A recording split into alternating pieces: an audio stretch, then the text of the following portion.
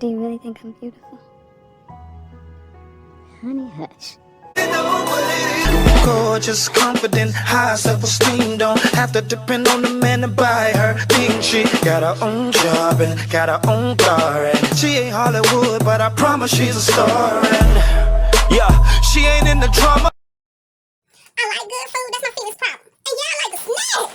I got a snacking problem. If you want a journey that's real to solve your fitness problems, subscribe to Chronicles of the Curvy and we can start in. Yes! Take it back one time, Queen Fabulosity. Take it back to this rap, snack rap.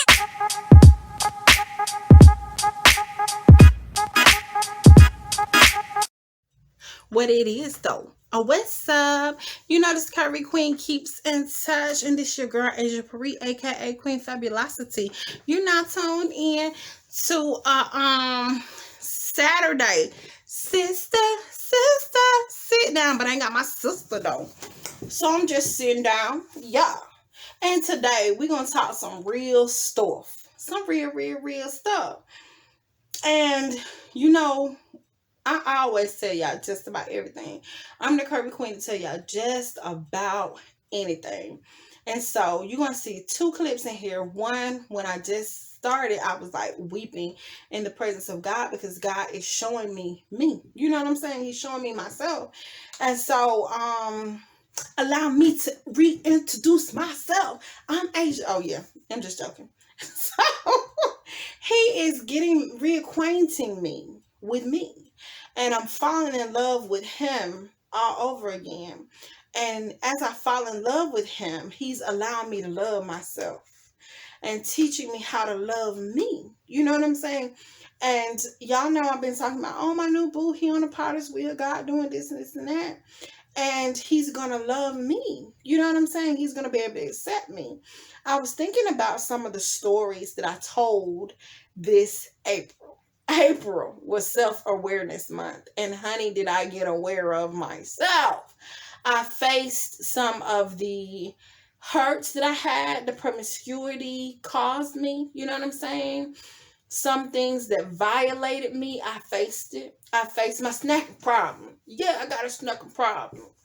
I sang and I belted out loud like nobody was listening.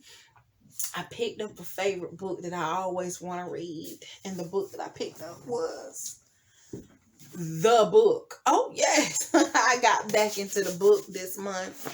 And April has brought about some realness for your queen. Some real. The real happened this April. And I talked a lot about relationships and a lot about letting it go and a lot about complacency and, you know, arrested development and really just getting to a point where I faced everything that ever hurt me instead of fixating on it and allowing it to be inside and harboring those feelings. I let it all come up and erupt. Okay. I know I was like, man, y'all probably been like, where was your mama when you was sneaking out, going with a dude? Where was your mama when you was having a boyfriend that was 20 years old and you was 13? Where was your mama? You know what I'm saying? And one thing about me is this. I'm the baby. My siblings range from 3 to 10 years, 11 years older than me. You know what I'm saying? And so my parents kind of had two sets of kids. You know what I'm saying? In their teens and early 20s, they had a set of kids. And then when they got settled and their money was straight and life seemingly was getting kind of good, they bought a house and they were grown. And then they had me, you know? And other stuff happened in my childhood where I could go and tell stories about mental health, bipolar, drug addiction, you know, double lifestyles, all this stuff that happened in my parents' marriage. And that's their story to tell. My mama gone on to heaven. My daddy is whoever. Buy our book. We're going to write a book one day. So while my mother was out working hard, working 2 jobs. She was a executive claim processor, ECP, at Aetna Insurance Company. And then she worked in the evenings at Burlington to make sure she had enough money to pay all the bills and got us everything we wanted. Everything we wanted. Every name brand clothes, bought us cars. She was like, about that bag. She secured a bag for Cardi B. Was ever about that money? She was about that money, honey. And I think a lot of times I cry and I weep and I hurt for the things that I went through because she talked to us and she told us what not to do. But because she was out buying and working hard and slaving to ensure we had what we wanted, and we was out being bad, reckless. And so Renata and her husband met, and my sister Zay and her husband, my brother-in-laws, both came to my life when I was 12 years old.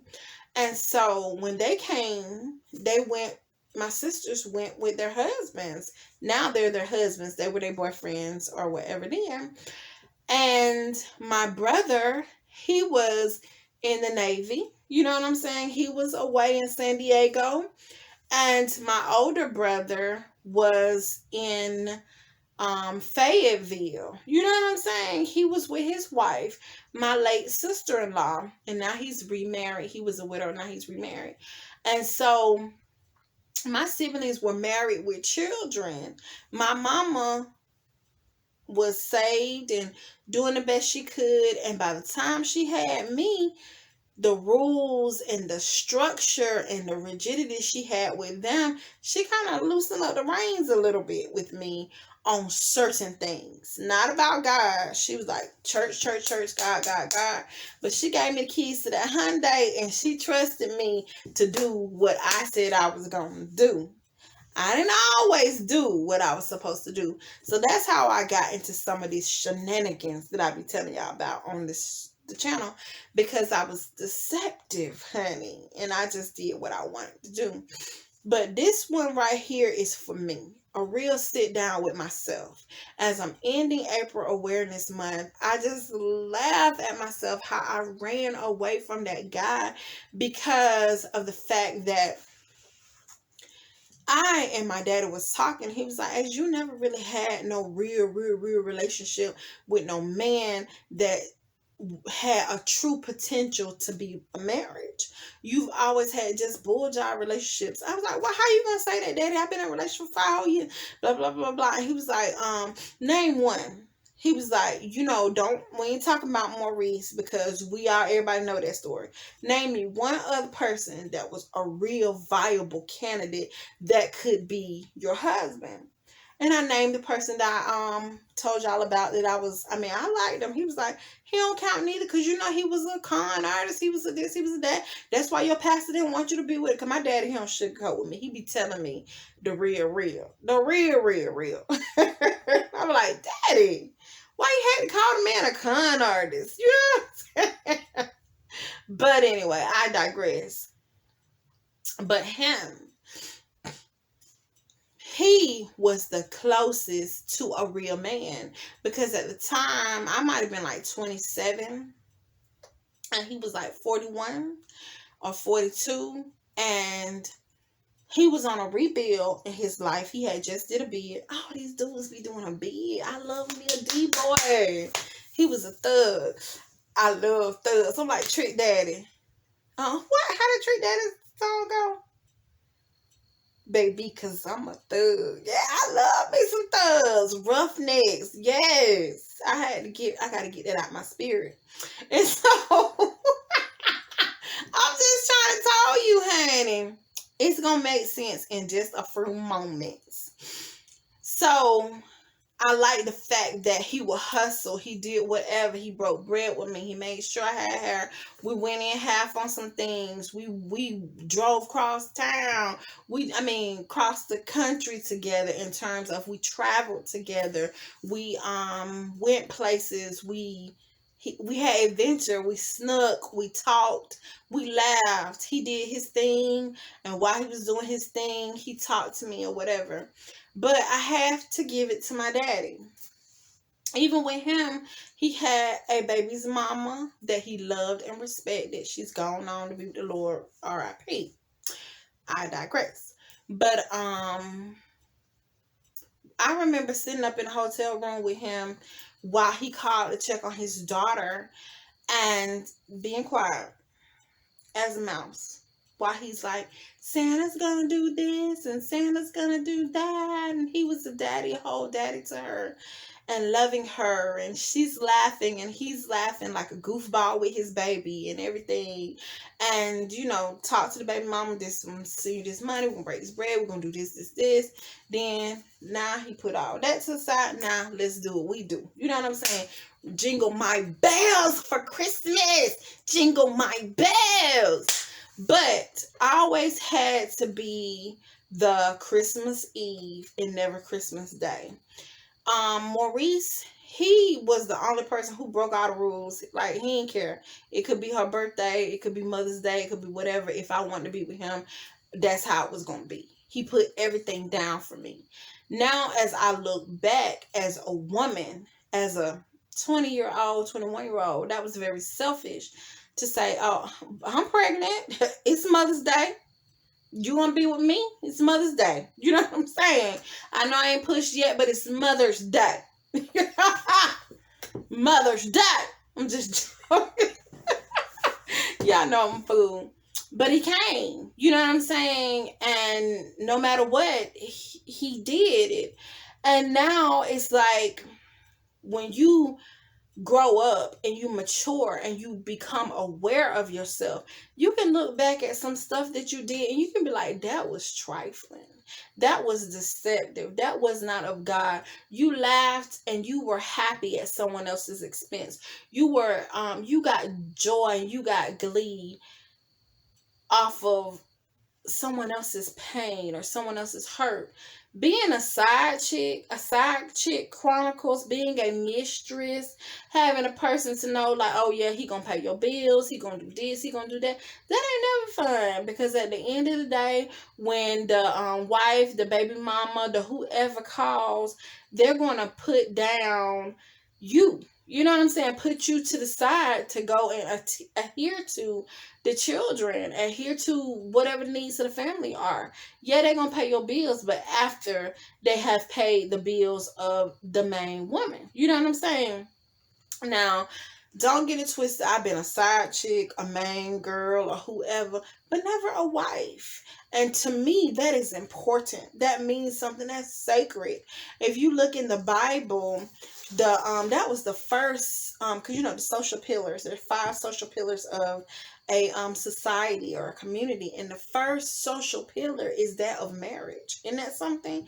That's why a lot of people, the enemy, try to come against marriage all the time, and a lot of people are like, I don't need to be married, I don't need to what, because that's the first thing that was so important to God before he ever gave them a family. You know what I'm saying? Before he ever did whatever, he gave Adam a wife. And that's something, because he didn't want him to be lonely. He took woman out of man's rib, and she became bone of his bone and flesh of his flesh. That is a sacred union, you know, and it means something to me. And I look at my life, and I've never had a serious relationship. And I never had a long-lasting relationship, because I looked at my parents' marriage and I seen the stuff my mama had to go through. Let's just be honest, honey. My mama endured so much, and she worked so hard. She was a grinder. She was a go-getter. She was Miss Independent, honey. Yes, wearing her 6-inch stilettos, rocking every name brand, every label. You know what I'm saying? She made sure her and hers was taken very well care of, whether and she didn't need no man to do it. INDEPENDENT. That was DOT. That was my mama died. I'm trying to told you. And a part of me was like, if they're gonna just come and go, if they're gonna yo-yo and be in my life 6 months and out of my life 6 months, then why waste my time? I was like a dude on some things. I never wanted to commit. You know what I'm saying? When I told you guys in the video, I used to live by the 4 F's. I met a friend. She was from Atlanta. She came with me and she was she was a savage. A savage chick. I'm telling you, city girls, JT, none of them ain't got nothing on her. Megan Thee Stallion, or none of them. Cardi B, Lil Kim, none of them. Trina the baddest. This girl. She taught me the 4 F's. And the 4 F's is find them, flirt them, F them, and forget them. Now, I never could do the last F, so I always was stuck with 3 F's. I would find a dude, I would flirt with him, I would F him, but I never could forget him. And I didn't want a lot of bodies on me. That's something I never ever did. So I always find myself remixing and replaying the same 2 people. Recycle, reduce, and reuse. Recycle, reduce, and reuse. D and M, D and M, D and M. Just the same 2. Because I never ever wanted to have that many bodies on me. I got those 4 bodies by casualty. You know what I'm saying? But my mama always told me that if you can't count them on your one hand, and like that's how she taught me. Like you should be able to count your partners on your one hand. And I was like, these 2, they took something from me. They raped me, robbed me, but ones that I chose to really give my body to, or to engage in a loving, consensual relationship with. I try to keep my bodies low. You know what I'm saying? Now I've lived. But honey, I always had the inner voice on the inside of me saying, but marriage though, but I didn't make you for that. But I didn't make you for that. The voice of God inside of me would always tell me, I ain't make you for that. And so I became aware of that voice again. That voice came back this month, in April Awareness Month. And I know why I'm here. I know what I was made for. And I know that whomever partners with me, ministerially, occupationally, relationally, they're going to know my worth. They're going to see me, and they're going to see the whole me. And I'm going to be whole enough to accept it, and real enough to know that I don't have to compare and contrast it to my parents' marriage. I don't have to compare and contrast it to any mess I've done in the past, or any relationship that I've had, that it will be a fair shot. And I will be able to be like, look, this is who I am. This is what has happened to me. This is why this is this way. Can we have a real conversation? Let's talk about promiscuity. Let's talk about STDs. Let's talk about faith. Let's talk about God. Let's talk about what is the real. You know what I'm saying?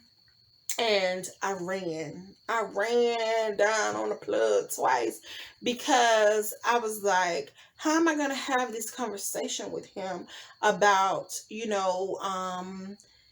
being single, possibly being barren, sexually transmitted diseases that I contracted in my past because I was promiscuous. And I let them hit it wrong. Let's just be honest and let's be real. And now what can I do? Let's talk about this. Let's talk about human papillomavirus. Let's talk about HPV. Let's talk about herpes. Let's talk about chlamydia. Let's talk about gonorrhea. Let's talk about these things that come, and I ain't got all these now. Let's be real. I ain't, you know what I'm saying? The things that happen to you when you don't protect your virtue and you don't protect your innocence. I loved hard, and I gave all of me to people who really didn't care nothing about me in the end, because if they cared something about me, they would have been open and transparent with me. Hey, look, I've been screwing her and her, and I don't know where I got it from, but I got this. Or if I would have been wise enough to say, show me your paperwork and I'll show you mine, then we would have been in a whole different situation.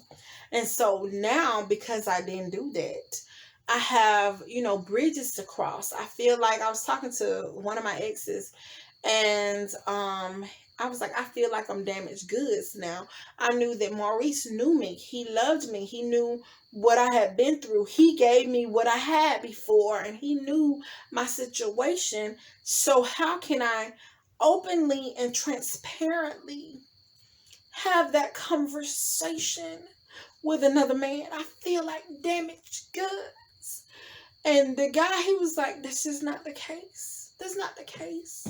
You're beautiful. You're not damaged goods. I'd marry you tomorrow if you said I do. And I know that I'm not damaged goods.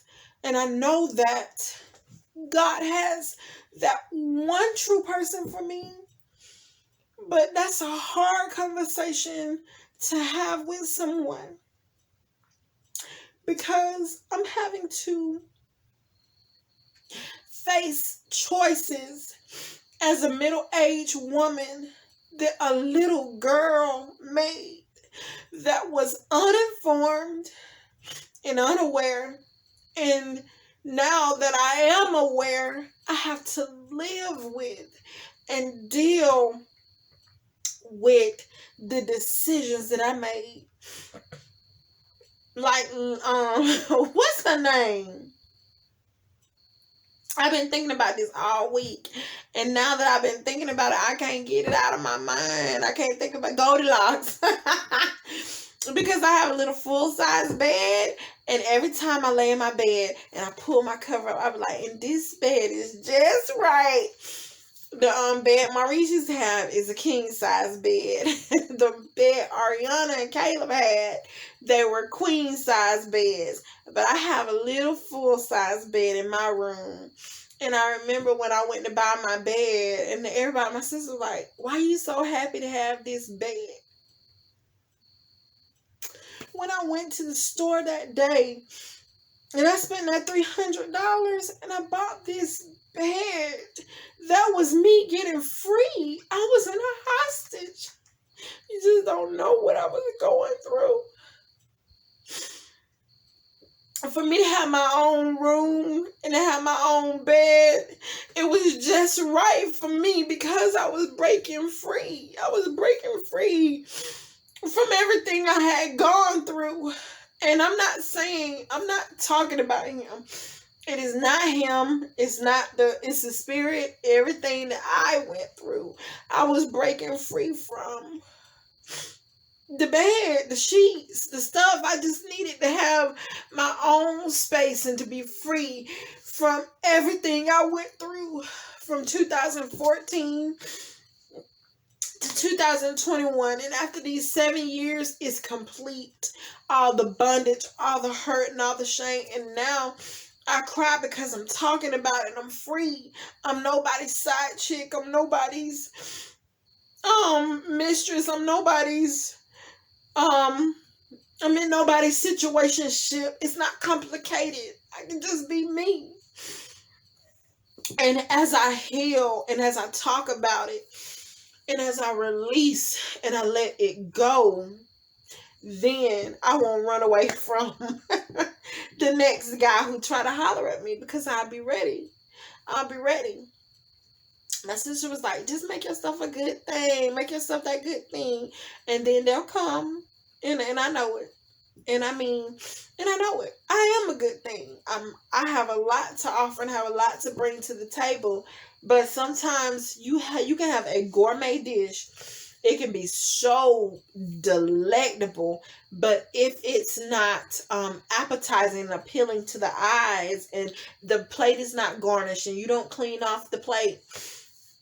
The ministry that I worked for before had a gourmet restaurant, and when my pastor at the time was dreaming and envisioning it, he went everywhere, Houston, all these places, to just look at the fine dining establishment. He had a big, huge vision, valet parking, everything, and it was just a magnificent, like the waiter with the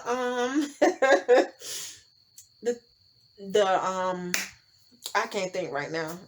Towel or whatever over his arm. And when you put the bib not only on your chest, but the napkin that you can lay on your lap. You have your salad fork, this fork, and the place setting is so magnificent, grand splendor. You know what I'm saying? Knowing your worth, I have to get to the point in the caliber that where the fabulosity and the queen fabulosity that I'm packaging and is aesthetically pleasing and it's real. It ain't just a whole bunch of, I don't even wear MAC, Maybelline, none of that stuff. It ain't a whole bunch of eyeshadow and lipstick on top of hurt. You know what I'm saying? On top of shame, on top of brokenness. So April awareness served me just right. I have not waited because as I was becoming more aware with this woman, honey, I was eating, honey. I was eat, girl. I was eating, and I was just eating my emotions. And so, as we transition into May, and we make May matter, honey, I gotta get back together. So I'm kind of scared away. But I'll get on that scale tomorrow. I love you guys. I really do. I thank you for letting me cry. And I thank you for letting me just talk to y'all. Tell y'all what's what with the queen. I have to get some control. I became aware that I need self-control, and I'm praying to God and asking him, and I know he hears me, that the fruit of the spirit that I need to work on as I may matter is self-control. I spent a lot of money this month. Every paycheck, I was swiping that debit card, buying stuff, buying clothes, buying food, eating out, treating people, doing this and doing that. And it's all well and good because I used to do it, anyway with my family and having to make sure I saved back a little bit to make sure if they needed hair products, they needed food, they needed whatever, or give me $20, give me this, make sure they had money every day and making my money stretch throughout the month to make sure we were good. And now because I don't have 5 people living off of, my money, and we shared. He had his own money and she had her own money, and they had, but now I don't have to put my money in a pot, you know what I'm saying, to make stuff go. I just have it for me. I was able to pay my bills, do whatever, and then I just start swiping. Now I have to reel it in, Asia. You got to live after this. And so I became aware of my propensity to do impulse shopping. Yes, I got to do better about that this month. And May, I got to do better. And what else about April awareness was I aware about? I became aware that I like my own company, but I like family too. Yeah, I'm not as much of a loner as I thought I was. And I became aware that I love you guys and I need y'all. So please like, share, comment, and subscribe. Follow us on all social media platforms. IG, Chronicles of the Curvaceous, all lowercase. Facebook at Chronicles of the Curvaceous, FFF. Email asianparisize12@gmail.com if you want to talk. If you want to sponsor me and all that good stuff. I love you guys so very much. I hope you enjoyed sitting down with me today and that you enjoyed my tears and you enjoyed my feelings. And I just realized that I'm not going to let nothing take the place of God in my heart. That I'm going to let him continue to do the surgery on me. And as he do the surgery, when he makes me the finished product, mold me and shape me on the potter's wheel and make me, that's make in sign language, as he make me into the woman of God he called me to be, then he going to make that man for me.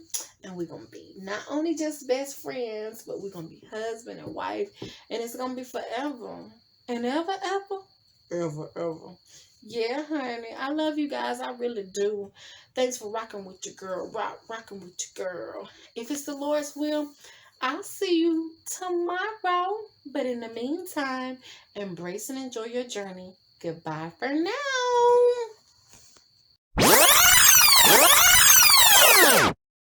Hey, Curvy Kings and hey, Curvy Queens. Y'all ain't never seen me with my prayer shawl on this channel, and I just been in the presence of God, just crying, letting the Holy Spirit minister to me, okay? And Chronicles of the Curvaceous, like my sister and I told y'all on the reality check, gonna always and forever be for us, okay? And we kind of like Lauryn Hill says on the Miseducation of Lauryn Hill, or on the Unplugged, that she like the mad scientist in the lab, and she's doing a test on herself first, and then, you know, bring it to you guys. And this journey is a real journey for us. First, we have to get over our proclivities, our propensities, our hurts, our pains, our shame, and get past all of that stuff so we can metamorphosize and flourish and be the beautiful black butterflies. My oldest sister, Zay, she's a beautiful black butterfly, and she always, you know, has imparted that into me. Even from 1998, I have a special relationship with each and every one of my siblings. And at one point in time in my life, I've been best friends with each one of them. And now as adults, we are all best friends. I know you guys see me and Renata all the time, but I have a love relationship with all my brothers and sisters. You know, if I go there with some music or something, like my brother, me and him, we gonna go there. And the food, the mukbangs, the eating, oh, that's me and Zay all day, every day. Renata don't care for that. But the fitness, that's her, you know. And I was sitting in there, and I have, like I told you guys yesterday, FOE, family over everything. And I put some pictures of my family in the vlog. And I want to talk about my daddy. And I want to talk about relationships for a little while. I don't know when this is going to go on the channel. I'll probably do like 2 vlogs. One for you guys for, you know, Friday, and one for Saturday. Something like that. Or mix and match it. So wherever it go, y'all know. Y'all can go to the vlog that's entitled, what was the vlog entitled, girl? Do you even know? You vlog so much. You vlog so much. What was the vlog entitled? It was Taste Test Thursday, and the vlog was about, it wasn't a reality check. Oh, to thine own stuff be true. Yeah, baby. And so I'm true to me. Yeah. Get with it. Stop acting like that in your prayer shawl, girl. You can't. You gotta be, you know. But anyway. So, I was sitting here and I was allowing the Holy Spirit to minister to my heart. And I was thinking about what happened to me. And so this is going to come after that. This will probably be for y'all to have Saturday morning. And y'all will see what happened to me on Fabulously Friday. So that's how we're going to do this. Okay. So what had happened was I was grocery shopping at Kroger. And the man in the DOT truck came to me. And when he came to me, he was like trying to talk to me. And y'all should have seen me. I ran down on the plug with that man, honey. Y'all hold on. Let me take out my pressure.